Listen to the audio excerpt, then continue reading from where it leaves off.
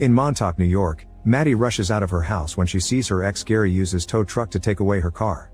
It turns out the vehicle is getting repossessed because she owes property taxes on the home she inherited from her mother, and her sources of income are only bartending and Uber driving.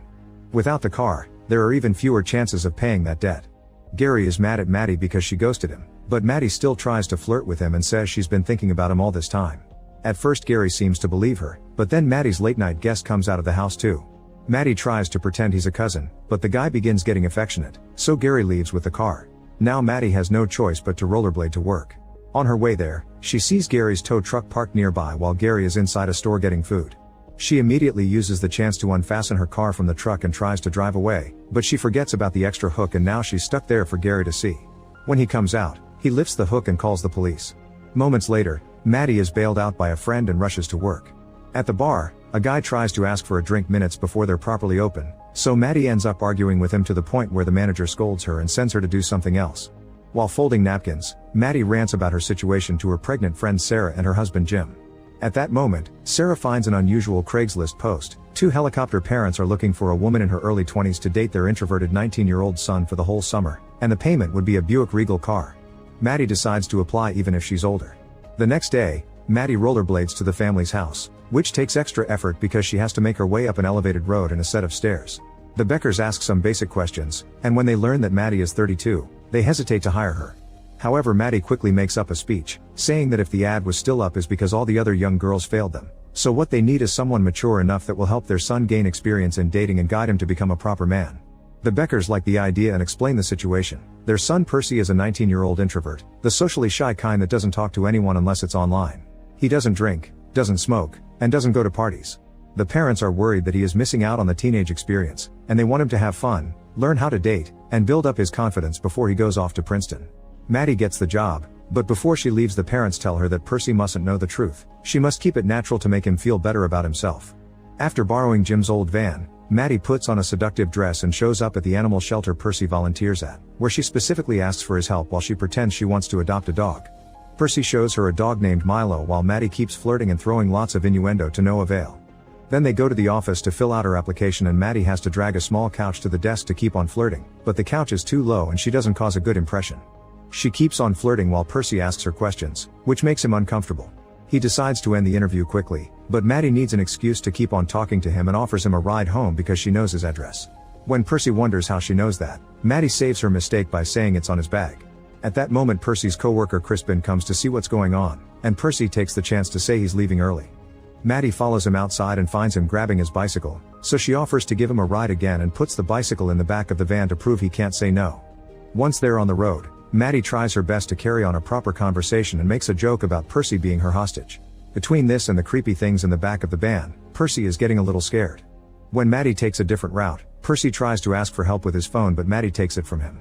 Moments later, they arrive at Maddie's home and Percy assumes she's kidnapped him for real so he throws paper spray at her eyes. Crying out in pain, Maddie explains she just thinks he's really hot and that she had been trying to score with him. Percy can't believe it but he apologizes as he helps wash her eyes with a hose before they agree to meet again tomorrow for a proper date. The following evening, Maddie is waiting at a bar and sees Percy arrive wearing a suit with short pants because of the hot weather. The waitress asks for their order and Percy tries to get a soda, but Maddie changes it for a cocktail so he can learn to live a little. When their drinks arrive, Percy spits it out as soon as he takes a sip, and Maddie has to force him to drink more so he can learn to handle alcohol before college. She tries to keep up conversation again, but Percy is always shy and awkward.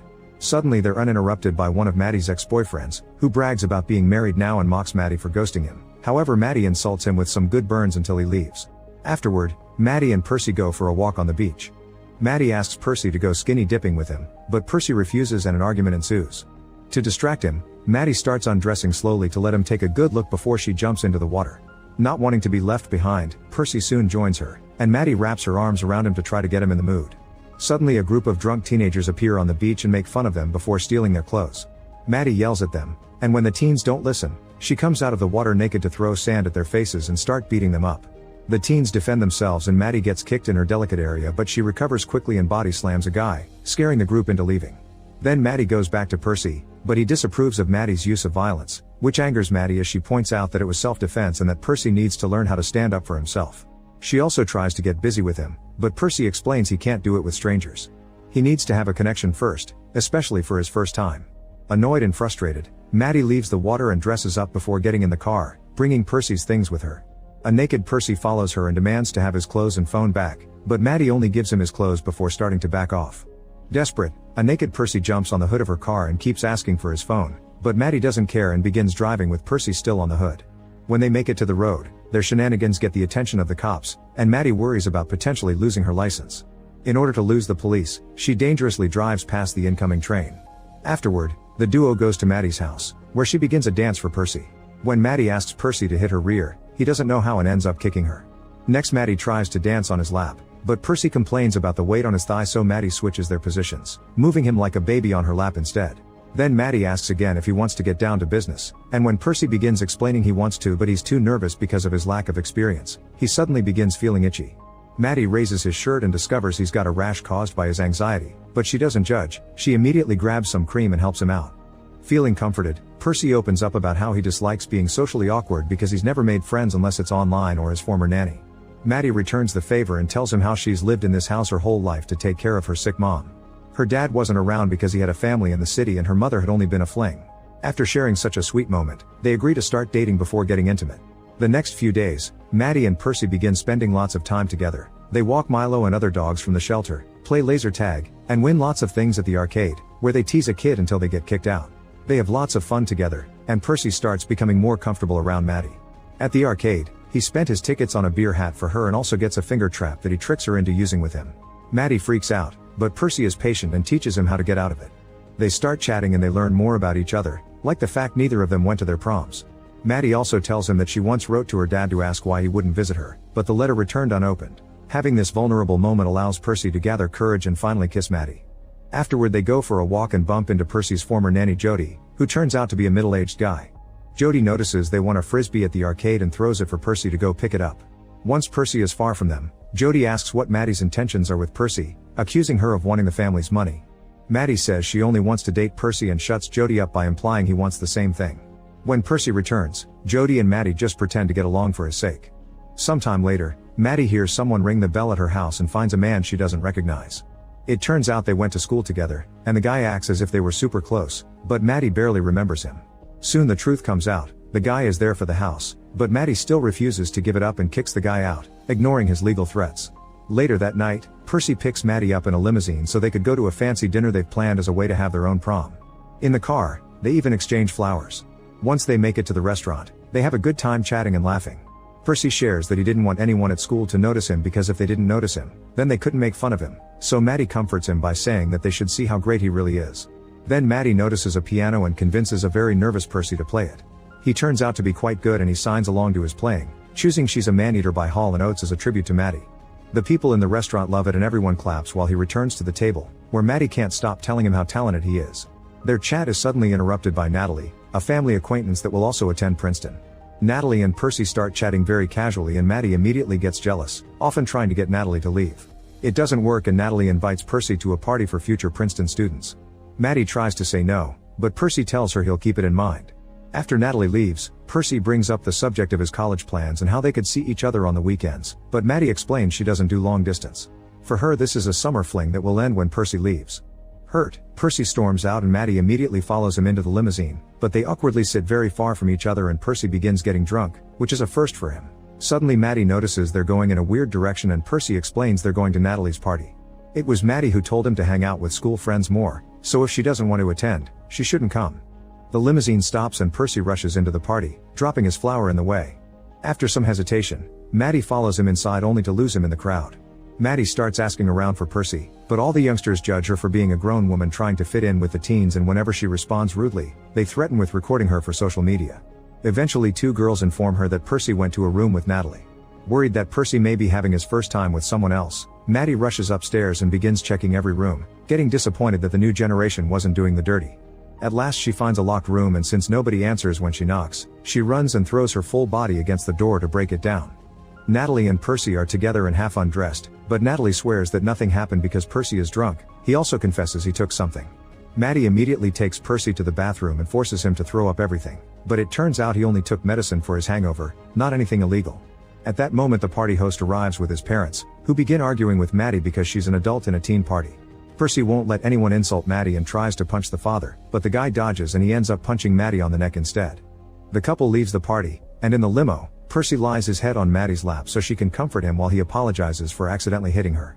Then he admits he's ready for her and takes out some protection, but while Maddie teaches him to open it, he suddenly confesses he loves her. Maddie feels uncomfortable and points out that Percy is drunk so they shouldn't do anything tonight. Percy can see her point and goes back to resting his head on her lap for the rest of the ride. The next day, Percy wakes up in such a good mood that his parents can't help commenting on it. Percy says he finally wants to get his own driving license so he can drive his girlfriend around, and his parents are incredibly happy to see him coming out of his shell. However, the happiness instantly disappears when Percy tells them he isn't going to Princeton because he wants to stay in Montauk with Maddie.